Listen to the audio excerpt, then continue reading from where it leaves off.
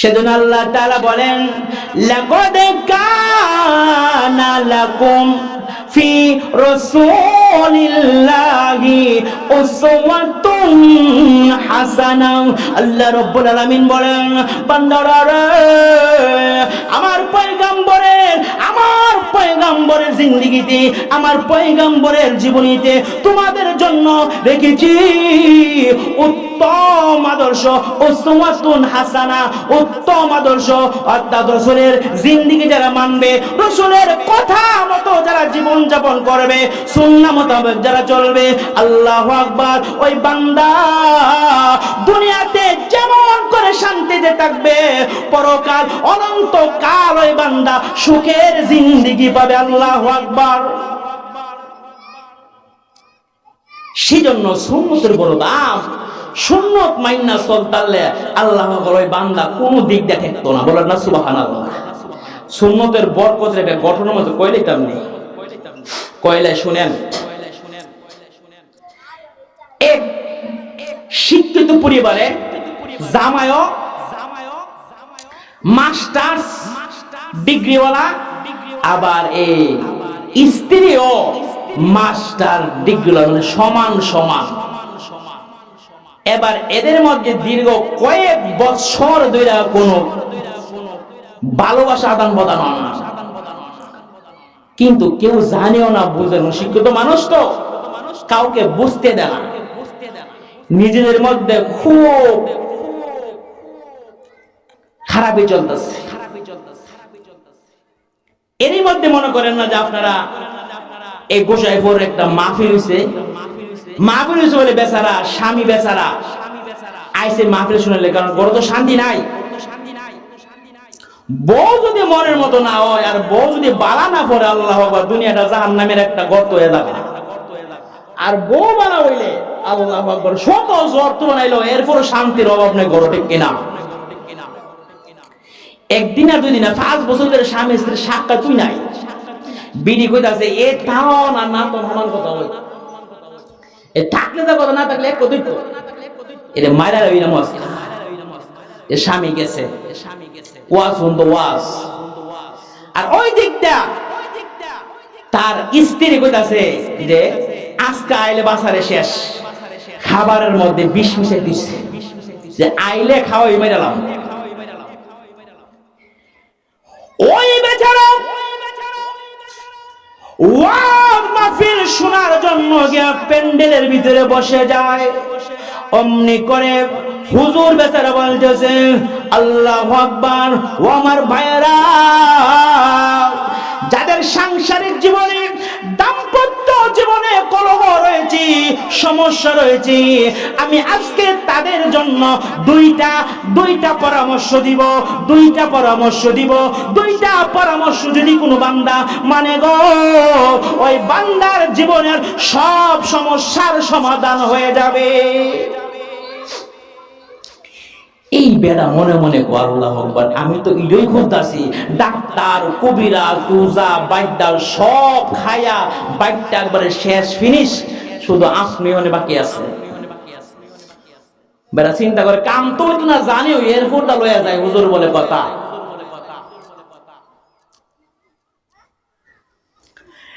এবার ওই বান্দা পরামর্শ শোনার জন্য হা করে তাকাইয়াছি।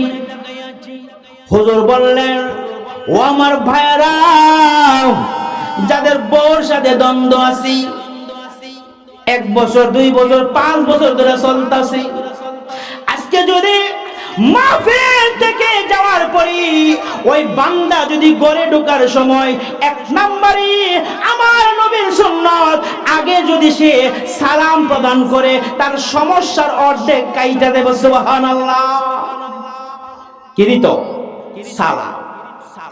আজকে তো সালামের প্রচলন আমরার মধ্যে নাই, কারণ একবার 7 লাখ টাকা হজ করে আয়া রাস্তার পাশে দাঁড়াইতে ইমাম সাহেব আছে, আমরা সালাম দিব, আমি 7 লাখ টাকা হজ করেছি।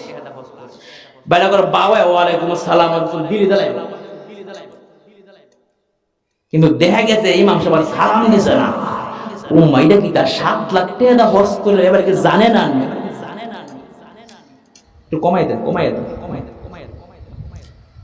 আমার ভাইয়েরা, আর যদি মসজিদের সভাপতি হইতারে, আল্লাহু আকবার, মুসো তেল লাগাই করে আল্লাহ আমি মসজিদের সভাপতি হইছি, ইমাম সাহেব মুয়াজ্জিন সব আমার সালাম দিব, আর আমি তো ওয়ালাইকুম আলাইকুম কম। ওকে রে, আমি সভাপতি না, বেটা সভাপতি হইছি। সুস্পষ্ট ভাষায় মনে রাখো, যারা মসজিদ কমিটি হইছো তোমরা অবশ্যই মনে রেখো, তোমরা এই মসজিদের গোলাম হইছো, গোলাম খাদেম, মসজিদের রক্ষণাবেক্ষণকারী হইছো। তোমার দায়িত্ব হলো ইমাম সাহেবের সুযোগ সুবিধা দেখা, সালাম গ্রহণ করো না।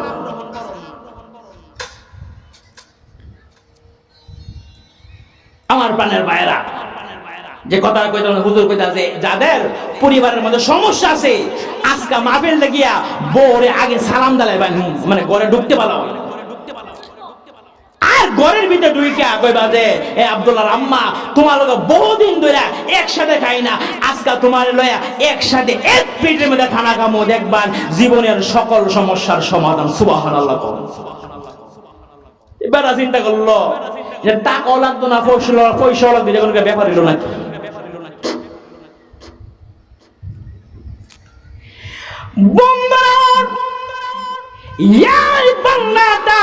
হুজুরের দুইটা পরামর্শ লইয়া যায়, আল্লাহু আকবার।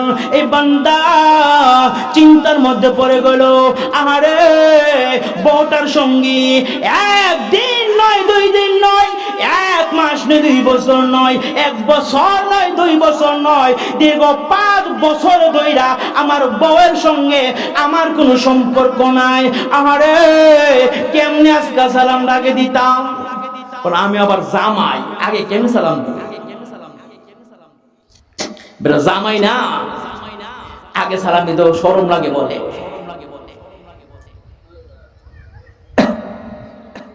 এবার যাই হোক, বেটা চিন্তা করলো যে যাই করে আল্লাহ জোর করে দেয়াল মনে বেড়া এমন টন টন করে আওয়াজ করছে, কলিং বেল টিপ দিছে আর কি। দেওয়ার পরে যেই মতো দরজা দেখো, আসসালামু আলাইকুম, ফিরতিনি কোন আমি আব্দুল্লাহর আব্বা, ও আব্দুল্লাহর আব্বা সালাম কই হুজুরি কইয়া দিছে আজকে সালাম দিতা। যাই হোক ঢুকছে ভিতরে ঢুকে সেরা করলা, আব্দুল্লাহর আম্মা জীবনে যা বলি সব ভুল করছি, আয়ো আজকে তোমার লইয়া একসাথে খানা খামো। আপনার মনে আছে নি কথাটা, যে এবার মাহফিলে যাওয়ার সময় বিড়ি করছে, হে তো থাকা আর না থাকা সমান হয়, 5 বছর ধরে এলো কোনো সাক্ষাৎ আমার নাই, এর আসে খানার মধ্যে 20 মিশাই মারালাম, বিড়ি 20 মিশা কমপ্লিট করে চলাচ্ছে ডাইনিং টেবিলে সাজায়া। না আমি আমার শৈলা বেশি ভালো না, আমি ডাইনিং টেবিলে আপনার জন্য খানা রেডি করে রাখছি, আপনি কে হলে খাইয়া নেবেন। না কেমন হইতে পারে আজকে তোমার ছাড়া খাইতাম না। এই বিড়ি মনে মনে গো আল্লাহু আকবার, আমি তো 20 মিশাইলাম, বেটা বুঝলো কেমন? অমনি করে হাত গোড়া স্বামীর পায়ে রাইখা বলে, স্বামী গো বুঝতে পারি না, আমারে ক্ষমা করে দেন, আমি বুঝতে পারি না, শয়তানের দুখায় পড়ে গেছি। স্বামী বেচারা তো কিছুই বললো না, সাথে সাথে ওই স্ত্রীকে ডেকে বললেন, বিবি গো তরকারির মধ্যে কি বেশি লবণ দাঁড়াইছো? পারি নাই জানা, ও কিতা কো বাপ কেসা নরম হয়েছে বেশি, পারি নাই জানা, ও কিতে কিটা দেলে, ও আমি যে তরকারি ভাতের মধ্যে বিষ মিশিয়েছে আপনি বুঝলেন কেমনে? এবার লোকটা হাত গোলা বাড়াইয়া বলে, প্রভু গো বুঝে ফেলেছি, আমি সুন্নত মানার কারণে আল্লাহ রাব্বুল আলামিন মহান পরওয়ারদিগার আলম আজকে আমাকে মৃত্যুর হাত থেকে বাঁচায় দিয়েছি। ওগো প্রভু, আজ থেকে তোমার কাছে ওয়াদা করলাম রব্বুল আলামিন, আজ থেকে কোনদিন যতদিন বাঁচবো কোনদিন আপনার হাবিবের সুন্নাহ ছাড়বো না, আপনার ইবাদত, আমি আপনার ইবাদত কোনদিন আর বলবো না। তাইলে যাদের সংসারে সমস্যা আছে, যাদের সমাজে সমস্যা আছে, সালামের প্রচলন জারি করে দেন। যাদের বাসায় পরিবারের সঙ্গে সমস্যা, দয়া করে মাঝে মধ্যে এক বিড়ে খায়েন, বিবিরে লোকমা তৈলা দেন, বিবি আপনার মাঝে মধ্যে লোকমা দিব, দেখবেন যে সংসারটা একবারে শান্তিময় হবে। জোরে বলেন সুবহানাল্লাহ। পয়লা বলে শরম লাগবো, শরম লাগলেও আগে সালাম দালায়ন। কারণ রসুল সাল্লাল্লাহু আলাইহি সাল্লামের জীবনে কোনো বিবি রসুলকে আগে সালাম দেওয়ার চান্স পাইছে না। রসুল আগে বিবির সালাম দিছে। আমি যদি আমার রসুলকে মহব্বত করি আমি আগেই সালাম দেব। রসুল বলেন যে ব্যক্তি আগে সালাম দেয় ওই বান্দার ভিতর অহংকার মুক্ত। বলেন সুবহানাল্লাহ। শুধু তারা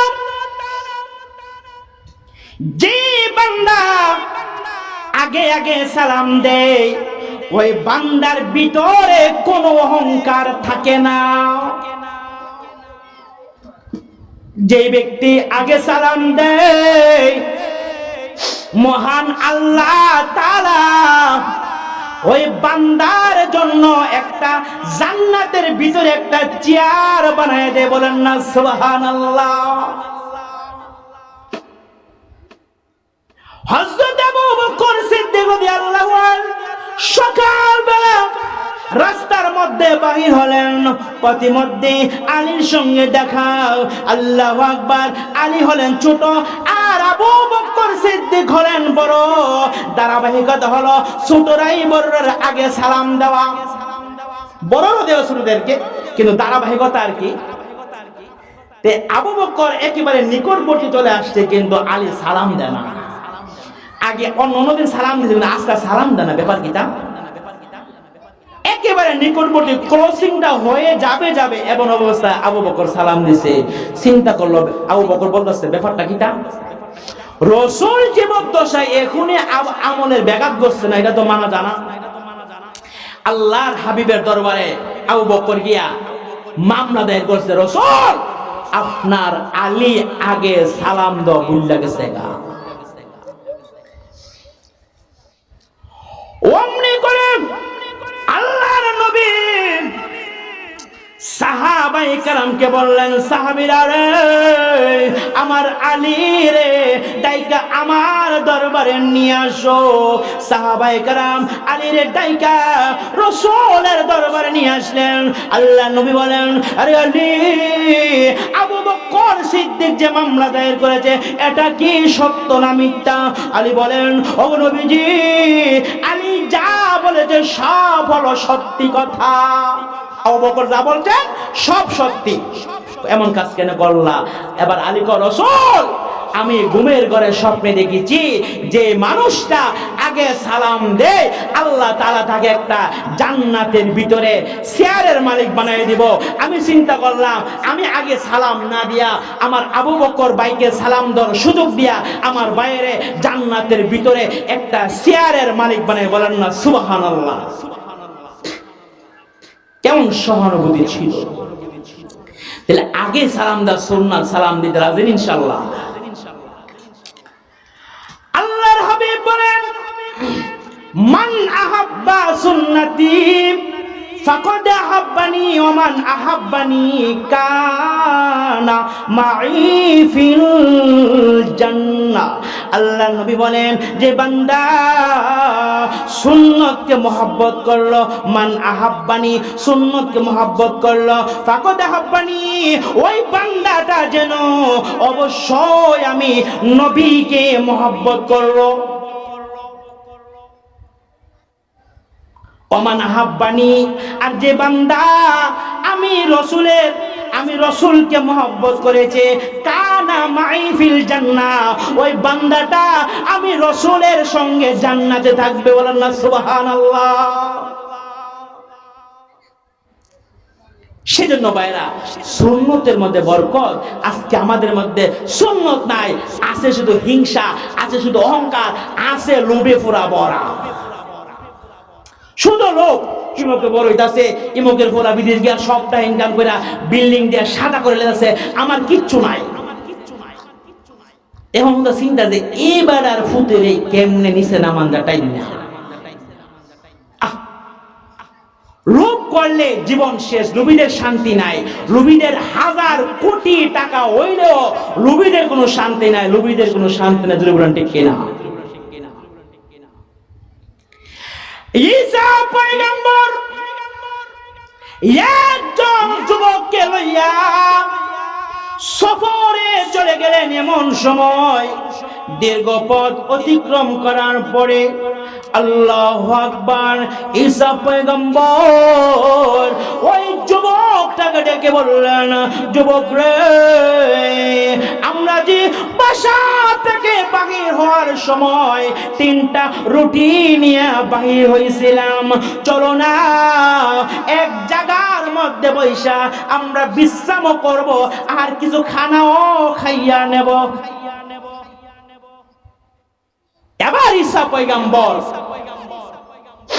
যুবকটারে লইয়া, রুটি আছেন 3টা, ঈসা পয়গম্বর খাইছে 1টা, আর যুবকটা খাইছে 1টা, বাকি আছে কয়টা? আর 1টা বাকি আছে।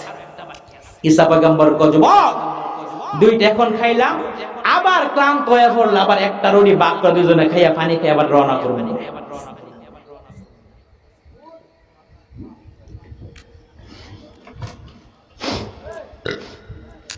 আবার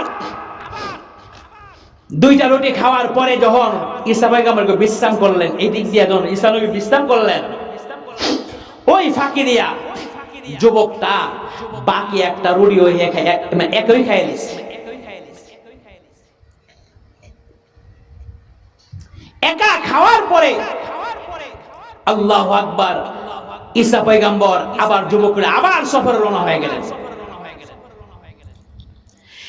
এবার ঈসা পয়গম্বর আবার ওই লোকটারে লইয়া যখন রওনা করলেন, আরে কিছু দূর যাওয়ার পর ঈসা পয়গম্বর বলেন, আরে যুবক চলো না আবার বৈশা আমাদের বাকি রুটিটা খাইয়া একটু বিশ্রাম করে নেই।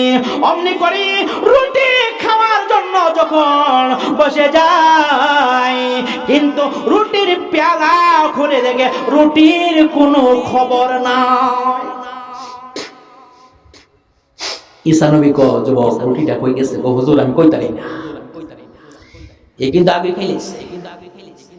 যুবক তুমি কইতারি? না আমি রুটি দেখছুই না। ও মিশা কথা কইছো নাকি? গো না হুজুর, আমার বংশের মধ্যে মিশা কথা কই না লোক নাই, আর আমি তো এর আগেই কই না।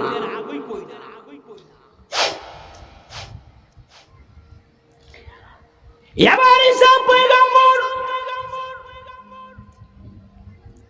ওই যুবকটারে লইয়া সামনে হাঁটতে লাগলেন। হাঁটতে হাঁটতে আল্লাহু আকবার, বিশাল বড় একটা নদী পড়ল। নদীর মধ্যে নাই কোনো খেয়াল, নাই কোনো নৌকার ব্যবস্থা, নাই কোনো যাতায়াত করার ব্যবস্থা। আল্লাহর পয়গম্বর ঈসা